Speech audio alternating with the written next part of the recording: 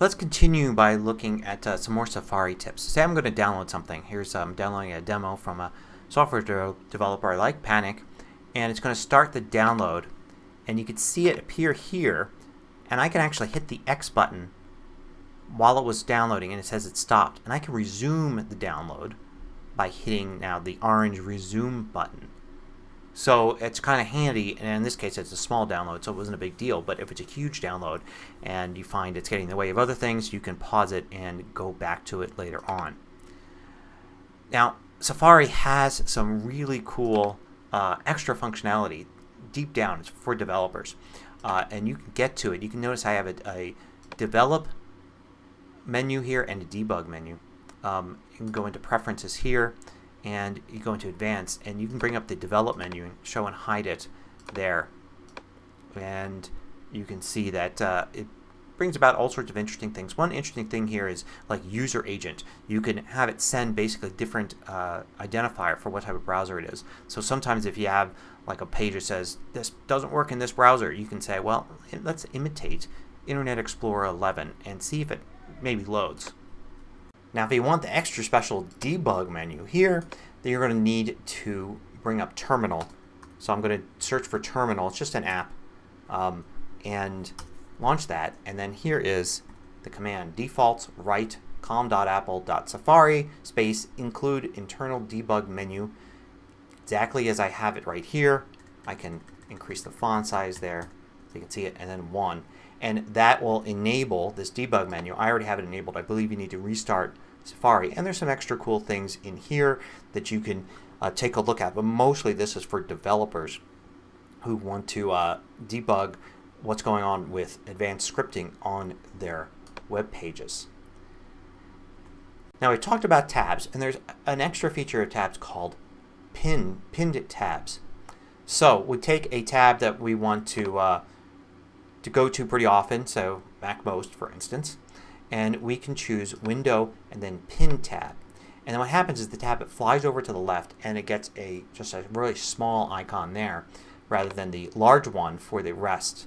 And the pinned icons, they kind of are pinned there, and then if you were to create a new window, so I'll close this window and create a new window, you can see there it's still there. So I can pin a bunch to the left there, and when you start up your browser they'll still be there. So it's kind of handy. For web pages themselves, you can control content on the web page by going to Safari and then Preferences and then Websites, and it will show you here websites on the right, and it has currently open websites and websites that you've previously configured with something.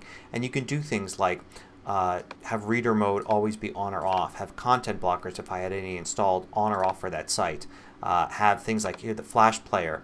I can say Flash Player always on, off, or ask for that site. Every site is different, so you can specify things how you want different pages to be used, like PageNoom.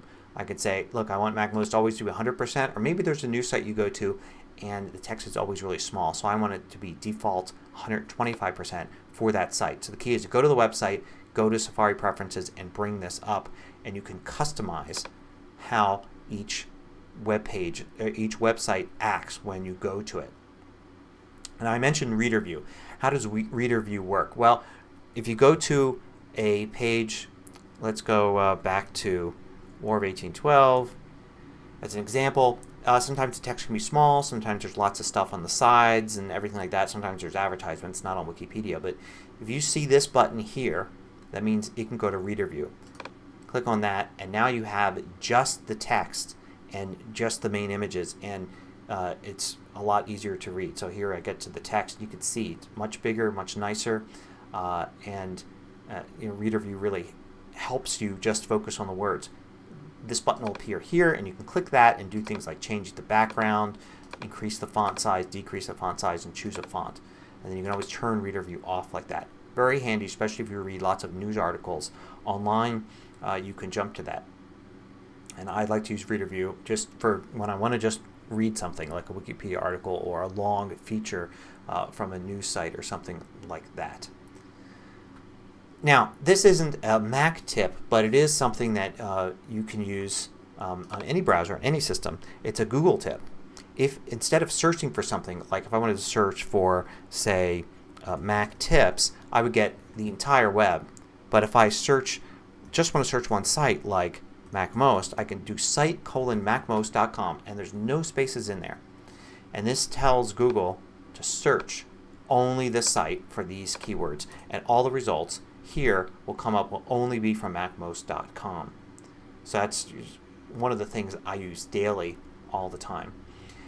Another thing you might want to do is create a private browser window. Private browsing really isn't that much about security, but what it does do is it creates like a brand new browser where you're not logged into anything. So if you're logged into Google because you read Gmail, you're logged into Facebook because you're viewing Facebook, starting a new private window and then doing a search here is going to basically look like if you sat down at a brand new computer that you just bought, you haven't logged in anything, and you just do a web search on it. Also, it doesn't save anything here to like your history or anything like that. So it's really handy. You can also use it to log into one site multiple times. Like say you want to check Gmail, but you're logged in with your main account and you want to check on a secondary account. You can create a private browsing window, and it's like a separate browser on a separate computer almost. So private browsing is really useful.